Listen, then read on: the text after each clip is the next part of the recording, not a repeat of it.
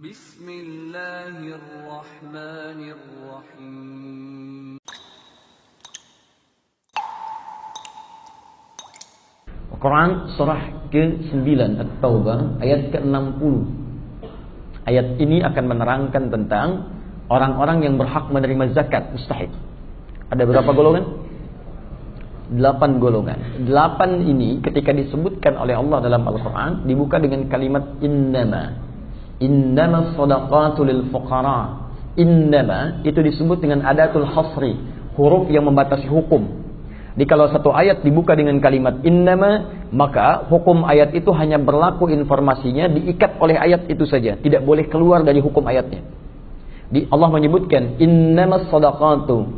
Lihat penerjemahannya, zakat itu hanya boleh dikeluarkan, hanya boleh pada golongan-golongan berikut. Lil fuqara, orang-orang fakir, wal masakin, golongan miskin, wal amilina 'alaiha, orang yang fokus untuk mengelola zakat sehingga dia tidak mengerjakan pekerjaan-pekerjaan lain. Jadi bukan nyambi di sini. Kemudian wal muallafati qulubuhum, orang-orang yang baru masuk Islam sehingga dibantu dengan zakat supaya dapat kenyamanan dalam keislamannya, atau orang yang belum masuk Islam tapi punya ketertarikan kepada Islam. Dia sering baca-baca tentang Islam, dia sering ikuti ceramah tentang keislaman, dia sering tanya-tanya. Anda boleh berikan bagian dari zakat berupa fasilitas-fasilitas tertentu, buku-buku Islam, majalah Islam, CD Islam yang membantu dia menguatkan keyakinannya terhadap Islam sampai dia bersyahadat. Kemudian wafir riqab, perbudakan, sekarang sudah tidak ada. Dulu zakat diberikan pada perbudakan supaya mengeluarkan manusia dari perbudakan, bukan untuk meneruskan hukumnya. Yunani ada perbudakan, Romawi ada perbudakan. Ketika datang Islam, perbudakan itu akan dihapuskan.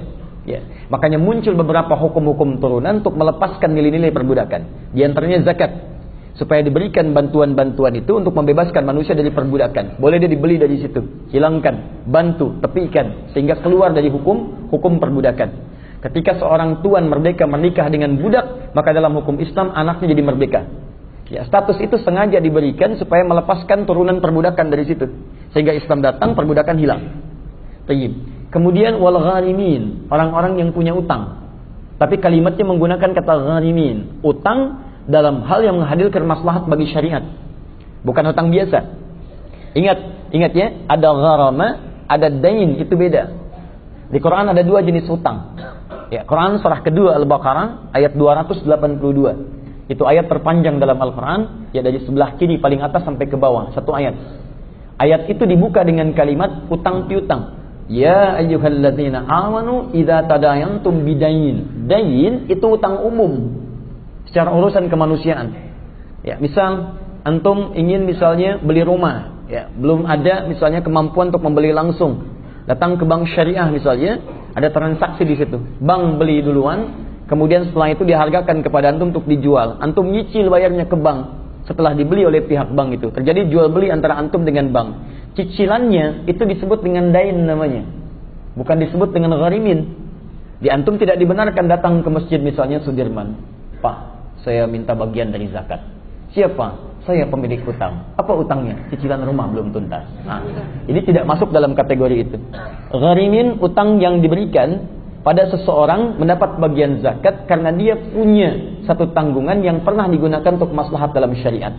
Pernah bantu bangun madrasah waktu uang ada.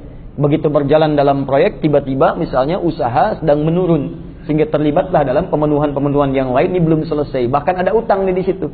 Itu boleh dibantu bagian-bagian untuk menyelesaikan bagian dari utangnya. Kemudian wa fi sabilillah yang ke-7 dan yang ke-8 wa ibnis sabil. Pertanyaannya, boleh tidak kemudian zakat diberikan di luar yang 8 golongan ini? Tidak.